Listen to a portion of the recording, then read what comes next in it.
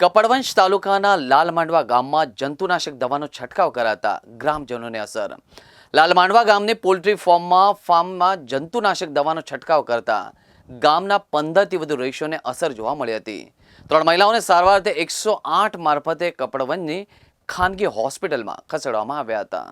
કપડવંશ તાલુકાના લાલમાંડવા ગામમાં જંતુનાશક દવાનો છંટકાવ કરાતા ગ્રામજનોને અસર। લાલમાંડવા ગામની પોલ્ટ્રી ફાર્મમાં જંતુનાશક દવાનો છંટકાવ કરતા ગામના 15થી વધુ રહીશોને અસર થઈ હતી। 3 મહિલાઓને સારવાર અર્થે 108 મારફતે કપડવંશની ખાનગી હોસ્પિટલમાં ખસેડવામાં આવ્યા હતા। જંતુનાશક દવાના છંટકાવના કારણે ગ્રામજનોને આંખમાં બળતરા, ગળામાં બળતરા અને ચક્કર આવવા જેવી તકલીફો થઈ હતી। પોલ્ટ્રી ફાર્મની સાફ સફાઈ દરમિયાન દવાનો છંટકાવ કરવામાં આવ્યો હતો, જેનાથી ગ્રામજનોને અસર થવા પામી હતી। પોલ્ટ્રી ફાર્મ મકાનની પાસે જોવાથી દવાના કારણે અસર થવા પામી હતી। હાલ દાખલ કરવામાં આવેલા 3 મહિલાની સ્થિતિ સુધારા પર છે। અમે મોલેસલામ ગરાસિયા છે, બાજુમાં જ પોલ્ટ્રી ફાર્મમાં રહીએ છીએ। તેને જેવી દવા મારી તો અમે એટલા બધા કન્ફ્યુઝ થઈ ગયા, તો અમે જમવાનું બનાવતે બેહોશ થઈ ગયા, ગભરામણ થઈ ગઈ, ગળામાં બળતા બળી ગઈ, આંખો બળી ગઈ અને બીપી હાઈ થઈ ગયું મારું। તો 108માં અમે ધનુષમાં પછી અમને લાવવામાં આવ્યા, મારી જેઠાણીને, મારી દેરાણીને ને હું, અમે 3 જણા આવ્યા। તો હદ પાર થઈ ગઈ છે। એ બહુ જ અમને ત્રાસ આપે છે અને બહુ જ માખોનો ત્રાસ આખો દિવસ રહે છે। અમે ઘર જેવું ઘર નથી રહ્યું અમારું।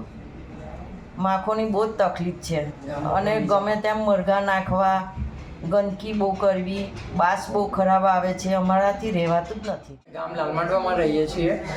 આજ સાંજે અમારા બાજુમાં પોલ્ટ્રી ફાર્મ આવેલ છે, ગોસિયા પોલ્ટ્રી ફાર્મ નામ છે એમનું પોલ્ટ્રી ફાર્મનું, અને ત્યાં આજ સાંજે 6 વાગે એમને કંઈક ઝેરી દવાવાળું કંઈક સ્પ્રે માર્યો હશે એમના પોલ્ટ્રી ફાર્મમાં, જેથી અમારે આંખોમાં બળતરા બળવા માંડ્યા અને પછી ઓચિંતાના મારા મમ્મી, મારા 2 કાકી, મારા મોટા બાપા અને બધા લથડીને પડી ગયા અને એ લોકોના હાઈ બીપી થઈ ગયા, જેથી અમે 108 બોલાવી અને તાત્કાલિક ઇમરજન્સીમાં અમે ધનુષ હોસ્પિટલ કપડવંશમાં આવ્યા છે।